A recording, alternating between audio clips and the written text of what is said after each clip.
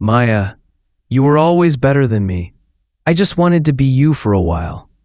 I know I don't deserve forgiveness, but if it means anything, I'm proud of what you built. Aaron. I folded the letter carefully, placed it in my desk drawer, and locked it away. Some things don't need to be answered, because revenge, I've learned, isn't about destroying someone else's world. It's about rebuilding your own until theirs no longer matters. They said I didn't deserve a future, but I built one anyway. Not out of anger, not even out of revenge, but out of silence, patience, and the unshakable belief that one day, the world would see whose hands drew the real lines. And when they did, I didn't need to shout. My work spoke for itself. One night I came home from work to find them sitting at the dining table, papers spread out like some kind of business deal. Dad looked up and said, "Ethan, sit down. We need to talk." That tone, it wasn't fatherly. It was official, cold. Lydia sat beside him, smiling, with her son Caleb scrolling on his phone like he already knew what was coming.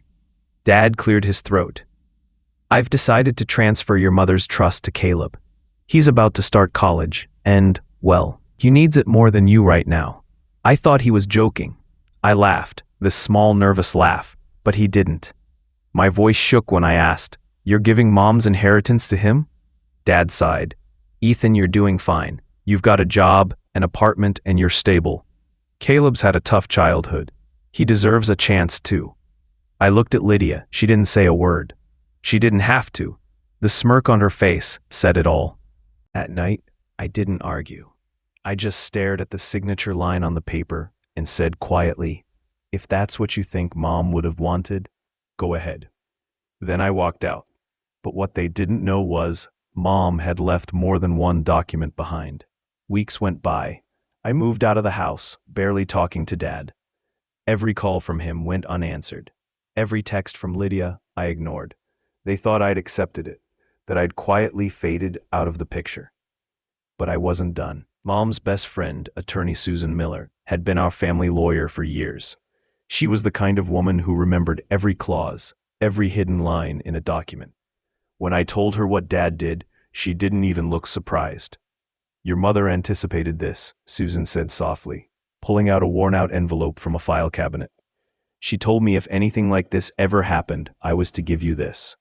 Inside was a sealed letter, Mom's handwriting. "Ethan, if your father ever tries to use what I left you for someone else, don't fight him. Just stay quiet and let the law speak for you." Attached was a second will, one Dad didn't know existed. 2 weeks later, Susan called my father and requested a meeting. She said there were pending legal updates related to the trust. Dad arrived with Lydia and Caleb, all dressed up, looking confident, like they were there to collect the last piece of the puzzle. I was already there, sitting across the long mahogany table, hands clasped, calm. Dad gave me a stiff nod. Lydia didn't even look my way. Susan entered holding a thick folder. "Thank you all for coming. I've reviewed Mrs. Brooks's estate files, and it appears there's been an oversight." Dad frowned. "Oversight?" Susan opened the folder. "Yes, the trust your wife created wasn't under your name, Mr. Brooks.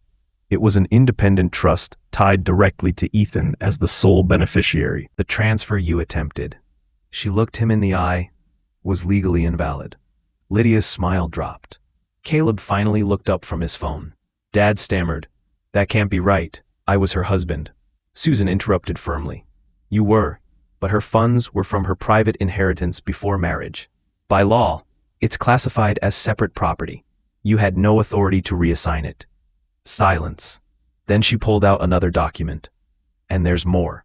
Mrs. Brooks added a codicil, a clause in the will, stating that if anyone attempts to misappropriate or transfer her assets without Ethan's consent, all joint marital accounts would immediately freeze, pending court review.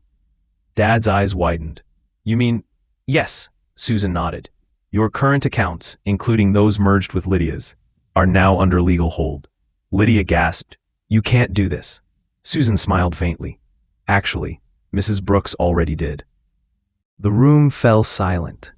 You could hear the ticking of the wall clock echoing in the background. Dad buried his face in his hands. Lydia stood up, furious. "You planned this, didn't you?" she hissed at me. I leaned back, my tone calm. "No, Mom did." Caleb muttered under his breath, "This is bull." But Susan cut him off. "Watch your language, young man. You're lucky this doesn't extend to your college fund, since it wasn't finalized yet." Dad finally looked at me, eyes red, voice trembling. "Ethan, I didn't mean." I stopped him. "You meant every word, Dad. You said he needed it more. Turns out, Mom thought I'd need protection more than anyone." Lydia grabbed her purse and stormed out, muttering something about not being broke over dead people's grudges. Caleb followed. Dad stayed seated. For the first time in my life, he looked small. Not the strong man who used to fix my bike or teach me how to drive. Just broken. He whispered, "I just wanted peace, Ethan." I stood up, walked to the door, and turned back once. Peace doesn't come by stealing someone else's share of love. That I left a month passed before I heard from him again. He called me late one night, voice shaky. "Son," Lydia left. Caleb moved out. I'm sorry. I didn't say anything for a long time. Then I replied, "I'm not angry anymore, Dad. But I hope you understand what Mom was trying to teach us both. Some things aren't about money." There was silence. Then a quiet, "I know." We never went back to how things were, but at least there was closure. Months later, I visited Mom's grave. I brought her favorite tulips and whispered, "You were right, Mom." I didn't need to fight. The truth fought for itself. I walked away feeling lighter, not because I'd won, but because she had never really lost. As for Dad, he sold the house and moved to a small apartment downtown. We meet sometimes for coffee, talk about small things, weather, work, life. He doesn't mention Lydia anymore. And me?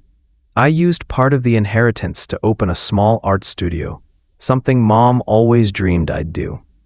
Every day I unlock the door, I see her handwriting framed above my desk. "Stay quiet and let the law speak for you." And that's exactly what I did. Sometimes revenge doesn't come from rage or violence. It comes from truth, patience, and the justice written by those who loved you most.